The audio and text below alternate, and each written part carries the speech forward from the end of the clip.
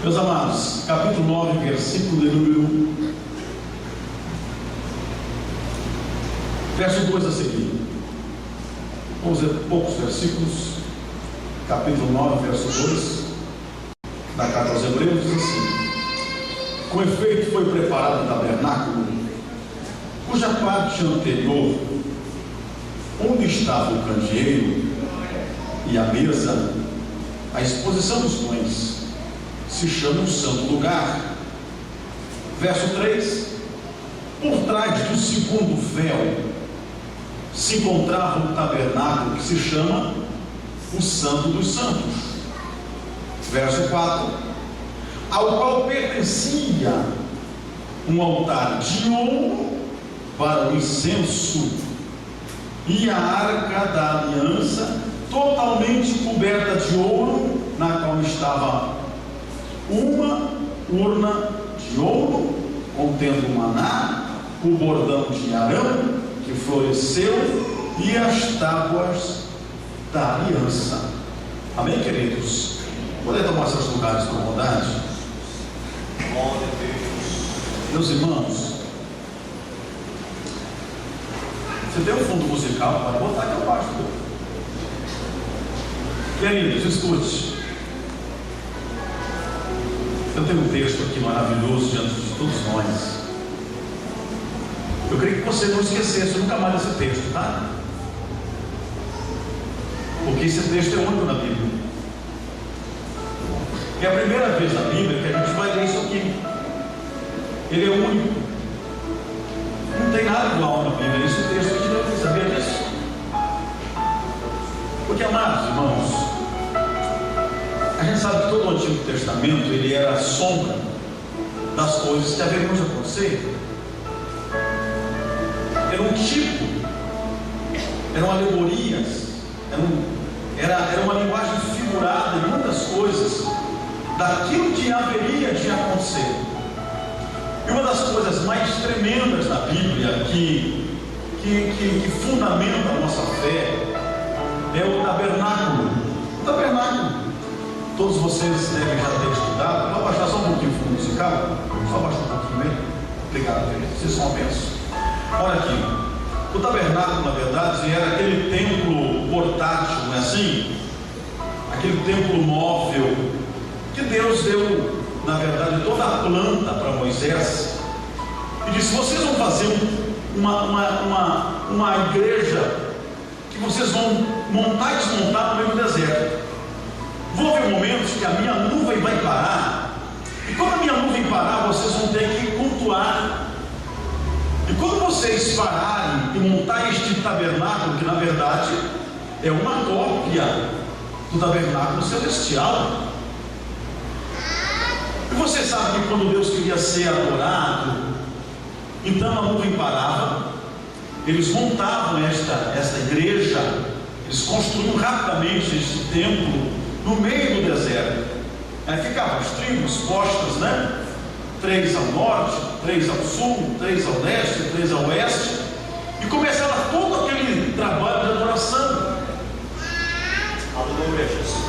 E você sabe que depois esse templo, esse tabernáculo, nos dias de Salomão, ele se tornou um templo. Foi feito um grande templo. Um grande templo. Esse templo depois é destruído quando a Babilônia invade a Palestina e Nabucodonosor destrói esse templo. Depois existe um homem na Bíblia chamado Zorobabel, que ele resolve nos tempos do profeta Ageu fazer um novo templo, só que obviamente um templo muito menor, muito longe da suntuosidade. Para começar, não tinha nem a arca, mas a aliança, porque a arca tinha desaparecido.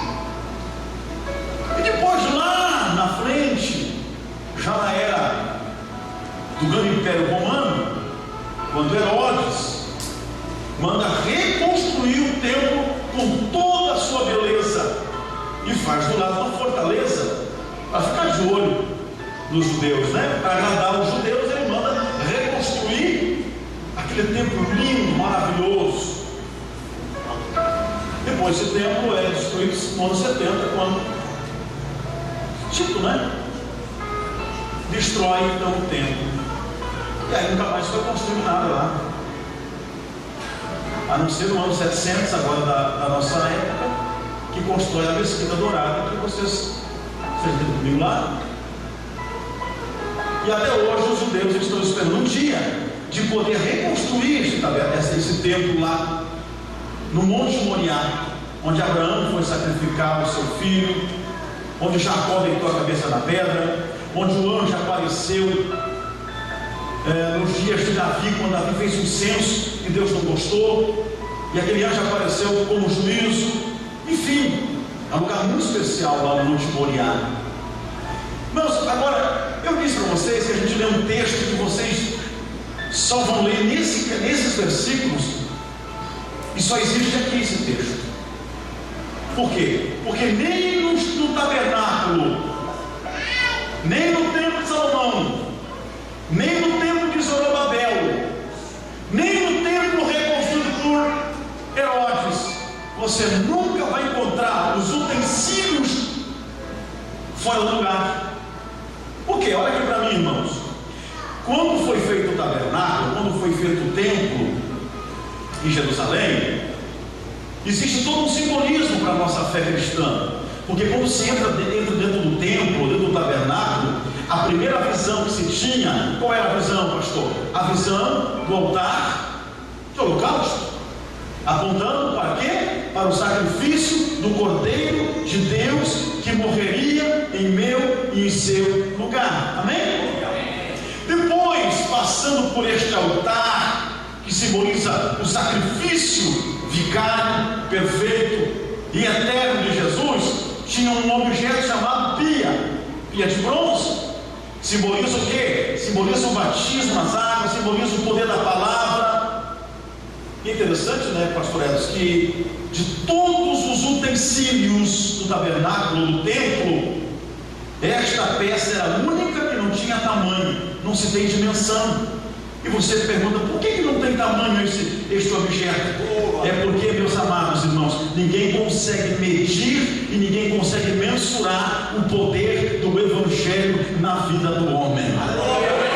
Ninguém pode medir o que o poder da palavra é capaz de fazer na nossa vida. Não tem como medir isso. É verdade. Este lugar, meus irmãos, chamava-se o quê? O átrio. Era um lugar lá fora, onde então eram sacrificados os animais no altar do holocausto. E aí o sacerdote tinha que passar pela pia, tinha que se lavar, se purificar. Ele entrava no lugar santo. No lugar santo, quando alguém entrava no lugar santo, na esquerda tinha um candeeiro ou um candelabro de 7 pontas, simbolizando o quê? O Espírito de Deus, com os seus dons e com o seu fruto, com 9 virtudes. Aí existia mais à direita uma mesa, a mesa dos pães, simboliza a nossa santa ceia, a nossa unidade como igreja. Aí passando um pouquinho mais, tinha um altar de incenso. Esse altar de incenso fala da nossa adoração, da nossa oração e do nosso louvor a Deus. Aí quando você chegava no altar do incenso, você já estava do ladinho do véu. Não, do ladinho do véu. E aí você tinha que passar o véu. O sumo sacerdote passava uma vez ao ano. Ele cruzava este véu. E quando ele saía e passava deste véu, ele estava diante do maior símbolo da presença de Deus para aquela geração. Era a Arca da Aliança.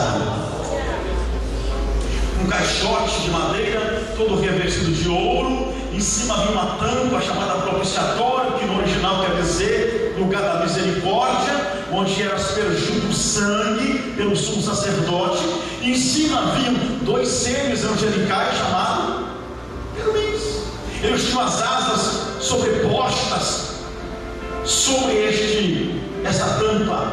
Eles estavam olhando não para o outro, mas estão olhando para a tampa da arca, onde tinha que ter sangue. Os querubins são agentes de justiça de Deus. E é em cima das asas desses querubins que, quando o Shekinah de Deus descia, aleluia, a glória de Deus descia no tabernáculo ou no templo, dos querubins, que Deus fazia o seu trono, e como que Deus dizendo para os querubins: eu vim requerer justiça. Os querubins diziam: pode haver justiça, mas tem que haver misericórdia. Por quê? Porque tem sangue aspergido sobre o lugar da misericórdia. Louvado seja Deus. Dentro desta arca, não sei se você sabe, eu estou apenas relembrando vocês, existia a vara de Arão, falando do quê? Da chamada ministerial, do ministério sacerdotal, da aprovação de Deus. Dentro havia uma porção de maná em taça de ouro, e o maná todos os dias era colhido por Israel durante a trajetória do deserto, e se pegasse uma porção a mais, apodrecia. Só não apodrecia como se pegar uma porção dobrada na sexta-feira, porque o sábado era do Senhor, e eles não iam guardar no sábado, não podiam colher no sábado. Então se pegar uma porção dobrada, mas se fizesse isso segunda, terça, quarta, quinta, sexta ou domingo, apodrecia. O maná ficou centenas de anos e nunca apodreceu dentro da arca da aliança. Tudo que está diante da presença de Deus não cria bolor, não apodrece, não estraga. Adora a Deus nesta noite. E havia as tábuas da lei, que simboliza todos os preceitos morais, espirituais e éticos. O freio de Deus na nação estava naquelas tábuas.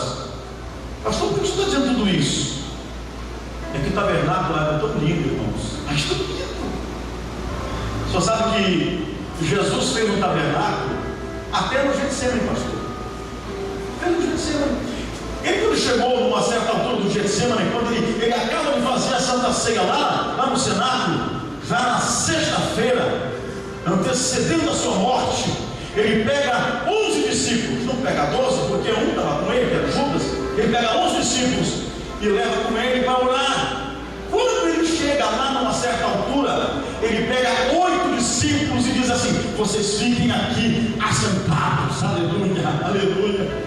Ele pega 3, pega Pedro, Tiago e João, ele diz: vocês venham comigo, e leva eles para uma outra dimensão do Getsemane. Ele diz: vocês fiquem aqui vigiando. E Jesus foi sozinho para frente. Aleluia. Você já entendeu? Jesus deixou 8 no átrio, ele deixou 3 no lugar santo, mas ele foi no lugar santíssimo, e o sumo sacerdote só podia entrar no lugar santíssimo se tivesse sangue. E Jesus começa a derramar sangue, porque o seu suor se transformou como gotas de sangue. Adore a Deus comigo nesta noite e sinta a presença dele. Aleluia. Lá no átrio era o sol que iluminava, no lugar santo era o candelabro que lançava luz, mas dentro do lugar santíssimo era o Shekinah de Deus, que irradiava a glória do Todo-Poderoso. Aleluia. Olha, irmãos, você não pode esquecer do texto que eu li, porque esse texto, pela primeira vez e pela única vez, troca o objeto de lugar. Ele troca o objeto de lugar, irmãos. E ele não está errado. O escritor aos Hebreus, ele recebe uma revelação tremenda de Deus para escrever isto aqui. Primeiro, pastor Edson, que o escritor aos Hebreus, não sei se Paulo ou se Apolo, mas o Espírito Santo inspirou esse escritor. E sabe o que ele faz? Primeira coisa, ele começa a escrever todo esse simbolismo, mas ele não cita o átrio. Ele tira fora o altar do holocausto e tira a pia de bronze, porque esta carta é escrita depois do sacrifício de Jesus, como que dizendo: este assunto de sacrifício e de batismo já está resolvido na tua vida. Aleluia. Você já crê que ele é o Cristo que morreu em teu lugar, você já desceu as águas, isso já está resolvido na sua vida. Levanta a mão comigo, glorifica a Deus esta noite. Se você está vivo, diga alguma coisa gostosa para Jesus, vai.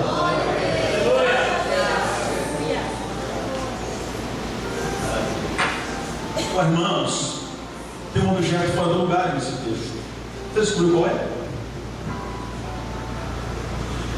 Olha o versículo 4, ao qual pertencia. Olha o versículo 3: por trás do segundo véu se encontrava o tabernáculo, que se chama Santo dos Santos. O que tem dentro do Santo dos Santos? O que havia? Sua arca, não é, pastor? Sua arca. Olha o versículo 4: ao qual pertencia um altar de incenso e a arca da aliança. Louvado seja Deus. O escritor aos Hebreus não errou. Ele recebe uma revelação de Deus única e exclusiva. Não é, pastor? Deus promoveu o altar de incenso. Deus tira ele do lugar santo, joga ele para dentro do Santíssimo, do lado da arca, do lado da presença de Deus. Aleluia. Eu queria que você que entendeu desse um glória a Deus aí nessa noite. Sabe por quê, irmãos? Porque Deus está promovendo o altar de incenso. Deus estava promovendo. Sim, Ele estava dizendo, sabe por quê? Porque este altar de incenso era o objeto mais próximo da cortina, do véu. E Deus estava de olho naquele altar de incenso, que significa a nossa adoração. Porque o tabernáculo, olha aqui para mim, também fala de estágio da nossa vida. Estágios.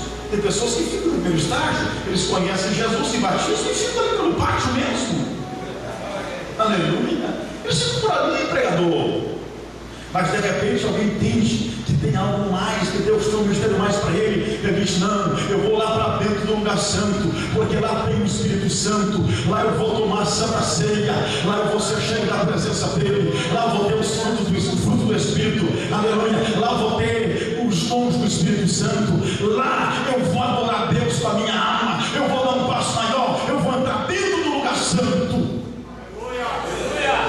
E o altar de incenso era objeto deste tabernáculo, que estava mais próximo, mais perto do véu, e como que Deus estivesse dizendo: eu estou de olho em você, daqui um pouquinho eu vou rasgar esse véu e vou te trazer para dentro da minha presença, vou te colocar do lado da arca. Aleluia. Só quem entendeu, dê glória a Deus comigo nesta noite, dê glória a Deus.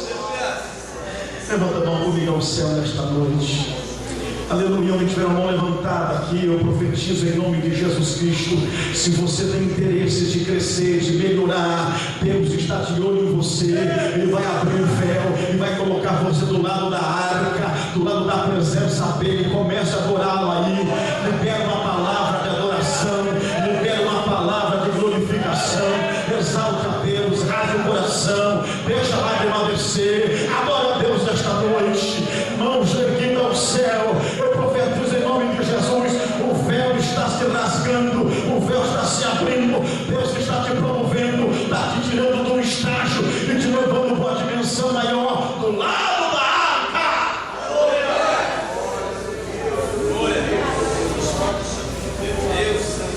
Sabe uma coisa, pastor Edson? Houve um tempo na história de Israel em que o povo que estava ali, as lideranças, não estavam mais aceitando o sacerdócio de Arão. Não estavam aceitando mais. Estavam colocando em xeque, colocando em dúvida a autoridade sacerdotal de Arão. Aí sabe o que disse o Senhor? Pega as varas desses que não te aceitam e tragam todos eles diante da minha presença. Traga o cajado desses, pega esses príncipes, pega a vara desses que não aceitam você como sacerdote, não te aceitam como uma liderança.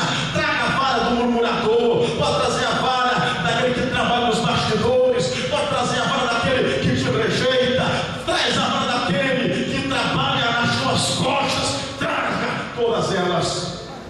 E a Bíblia diz que o Senhor fez um desafio: Arão, coloque a tua vara junto com as demais, coloque elas diante da arca. Amanhã pela manhã, como cada vara, como cada bordão tem um nome do sacerdote, amanhã a vara de amendoeira que amanhecer com flor, aleluia, será o homem que eu escolhi para o sacerdócio dessa nação. Aleluia. Eu sinto a presença de Deus aqui nesta noite. E a Bíblia diz que quando amanheceu, a vara de Arão foi a única que apareceu com flor. Adora o Senhor comigo nesta noite. Adora o Senhor, adora o Senhor. Assim diz o Senhor nesta noite: eu vou provar na presença de todos aqueles que não te aceitam que eu, o Senhor, te escolhi. Eu vou fazer você ser honrado na presença de todos aqueles que não te aceitam. Eu, o Senhor, é que vou te promover. Eu, o Senhor, é que vou te exaltar. Aleluia. Louvado seja Deus. E essa é a no outro dia, aleluia, a vara de Arão foi mostrada com flor, e aí todos perceberam, todos viram que ele tinha sido promovido por Deus. Aleluia. Mas depois da promoção, Moisés diz: mas esta vara não foi contigo, esta vara vai para dentro da arca. Aleluia. Deus te promove, Deus te exalta, Deus faz teu nome conhecido, Deus aprova o teu ministério, mas você tem que estar escondido dentro da glória dele, da presença dele. Só quem entendeu, diga alguma coisa. Só quem entendeu, diga glória a Deus esta noite.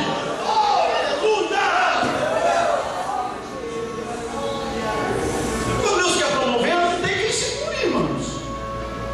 Se olha que um dia o Elias ficou tudo cheio de mim, não ficou? Senhor, eu sou um pratinho feio da nação, ninguém me aceita, mata meus profetas, só eu fiquei. Deus, eu quero morrer.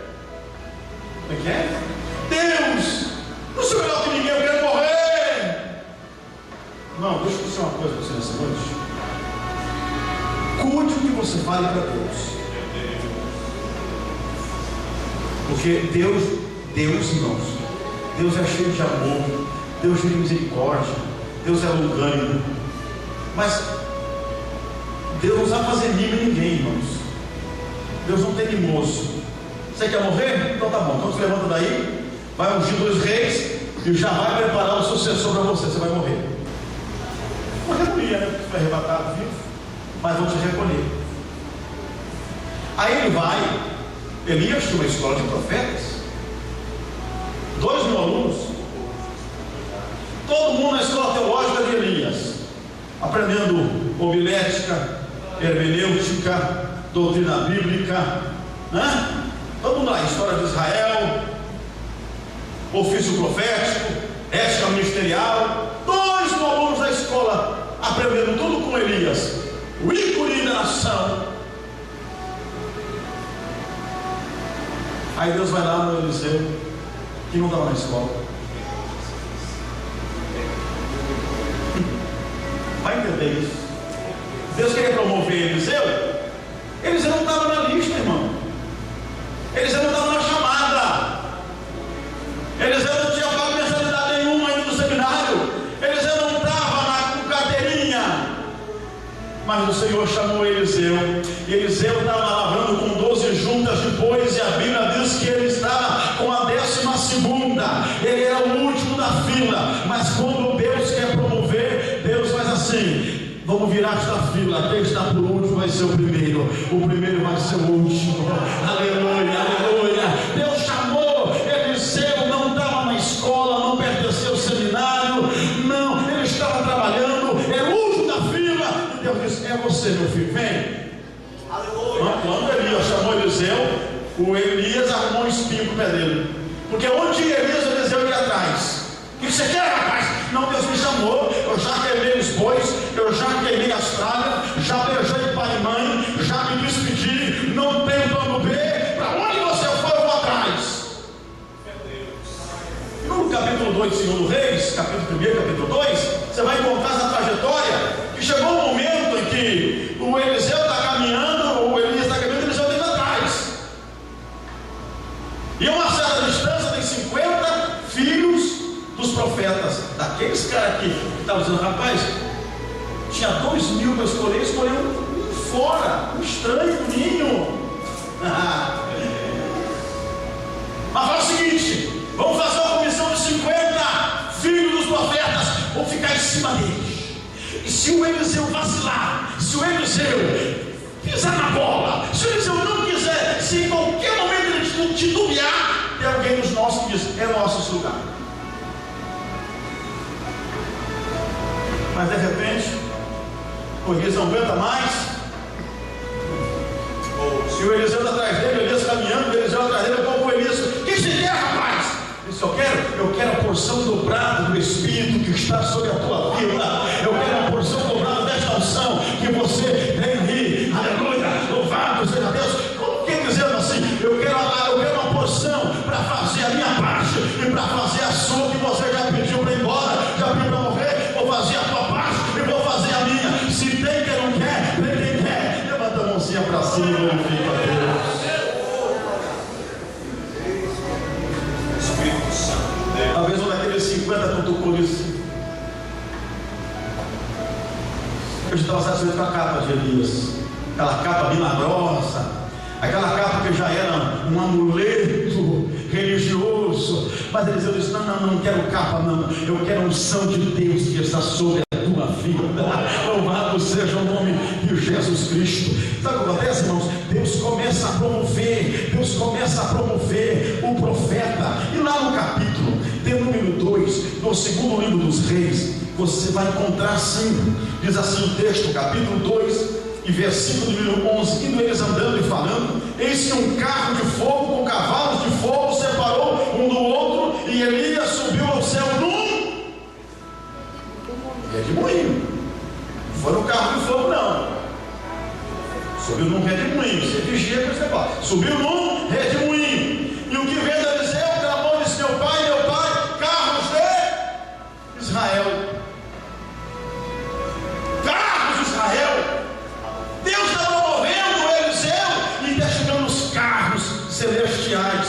Você quer ver o mistério, irmão? Abra comigo, um pouquinho mais para frente, no capítulo 13, se não estou enganado, e no versículo, capítulo 13, e versículo de número 14, olha aqui, quando Eliseu, lá anos depois, vai morrer o Eliseu depois, e aí o Eliseu está diante do rei de Israel, e o estado de Eliseu padecendo da enfermidade que havia de morrer, Jeoás, rei de Israel, desceu para visitá-lo, e chorou sobre ele, e disse: meu pai, carro de Israel, seus cavaleiros, está chegando um carro novo, de novo. O que é isso, irmãos? É que na cultura judaica, quando vai trocar o comando militar de uma nação, chega um comandante num carro e ele desce, abraça o que está indo embora, aleluia, mas as rédeas estão sendo passadas para o novo comandante militar da nação de Israel. Quando Eliseu estava indo embora, Deus está dizendo: Eliseu, se prepare, Elias está indo embora, mas eu estou colocando as rédeas proféticas da nação sobre as tuas mãos, aleluia, louvado seja Deus. Irmão, eu quero dizer nesta noite que Deus colocou uma rédea na sua mão. Deus colocou um comando nas tuas mãos, de uma dimensão talvez menor, mas eu venho aqui abrir a minha boca como servo de Deus, temente ao meu Senhor, e dizer a esta igreja: eu venho apenas aqui reiterar o que você já sabe. Deus colocou o comando profético desta igreja nas mãos deste homem. Adore a Deus comigo nesta noite, pastor Edson, sobre o comando, sobre as regras dessa igreja, carro de Israel. Louvado seja o nome do nosso Deus nesta noite, meus irmãos. Mas eu quero encerrar nesta noite esse texto. Encerrar isso. Deus, pela primeira vez, troca um objeto de lugar, como que dizendo: eu estou te promovendo para você ficar do lado da arca. Eu tenho uma dimensão que você não provou ainda. Eu tenho algo que você não experimentou ainda. Eu tenho algo maior para a tua vida. Tua vida não é apenas esta vida coberta de uma religiosidade. O que eu tenho para você não é apenas você se habituar a vir ao culto, do culto para casa, da casa do emprego, do emprego para o lazer, do lazer para casa, da casa para a igreja, da igreja para casa, da casa para a faculdade. Não, o que eu quero dizer nesta noite é que Deus vai rasgar o véu para alguém ou para alguns aqui neste altar, aqui nesta igreja, dizendo assim: eu estou de olho em você. Se você quer melhorar, se você tem desejo espiritual, como Eliseu tinha, eles não querem capa, não, fica a cara para lá. Eu quero a unção que está sobre a vida do profeta. Vamos ficar de pé nesta noite, meus amados irmãos. Eu sinto a glória profético de Deus para liberar uma palavra de Deus sobre a tua vida. Isto, levante a tua mão direita ao céu e glorifique a Deus. Onde tiver uma mão sincera, erguida, levantada, sem ira e sem contenda, o Senhor Deus nesta noite tem uma dimensão para a tua vida. Eu profetizo agora o melhor de Deus para a tua vida. Você ainda não provou o melhor de Deus, você ainda não provou o melhor de Deus, você ainda não provou. Enquanto encosta essa mão em alguém e profetiza isso agora também.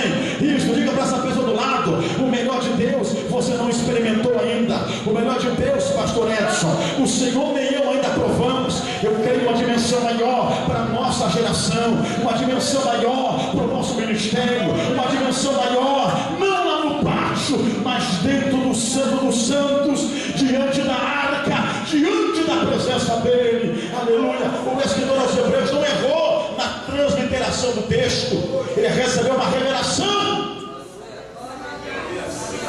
Deixa o ato de fora, isso é assunto resolvido. Esse altar de incenso, que significa que lá tinha o estoraque, o nicha, gálvano, isso é da mensagem. As essências que estavam em cima das brasas desse altar, Deus estava de olho nesse símbolo da comunhão, da adoração, do louvor, da expressão da alma. Deus dizendo: eu vou abrir o véu e vou te trazer para o lado da minha arca, eu vou te trazer para o meu ladinho. Aleluia. Deus vai te trazer para mais perto dele nesta noite. Deus te trará para mais perto dele, assim diz o Senhor nesta noite.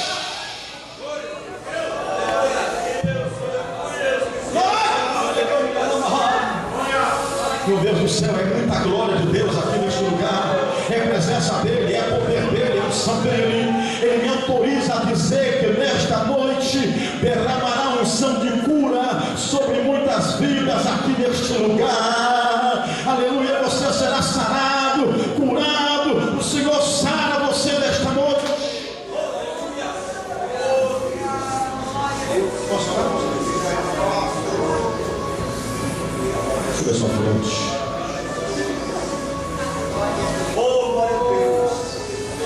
Esse altar de incenso é você. Neste altar tem brasas acesas, e vai soprar um vento chamado vento do Espírito de Deus, e vai arrancar estas cinzas da tua vida, e vai reativar o calor da adoração que você precisa ter, a intimidade que você precisa ter, a comunhão que você precisa ter. Não seja um mero religioso na igreja, não, seja um adorador. Se tiver que extravasar, extravase, e ninguém tem nada a ver com isso, mas o negócio é você sentir a presença dele, a glória dele, o poder dele, a presença dele, a unção dele, o amor dele, a glória dele. Oh, meu Deus do céu!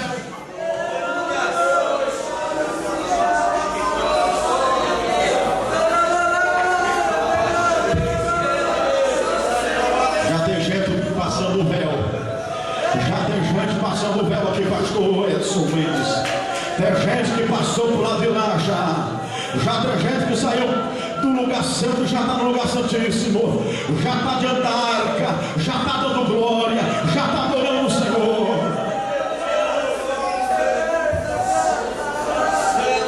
Com toda a liberdade, respeito e permissão do pastor, se alguém precisa de uma oração, quer uma oração, eu queria convidá-lo a estar aqui diante desse altar desta noite. Eu queria convidá-lo a estar diante deste altar desta noite. Você quer uma promoção? Pastor, mas eu já estou bem na minha empresa, uma promoção espiritual. Você até vai subir de carro na empresa, você vai até subir de carro lá na organização onde você trabalha, mas eu quero dizer que no contexto espiritual, sacerdotal, ministerial, Deus está de olho em você, dizendo: eu vou abrir o véu e você vai passar, eu vou trocar. Irmão, sabe o que Deus me disse aqui? Eu vou quebrar protocolo para te abençoar. A gente fica engessado nos protocolos, né? Mas Deus quer um protocolo para nos abençoar.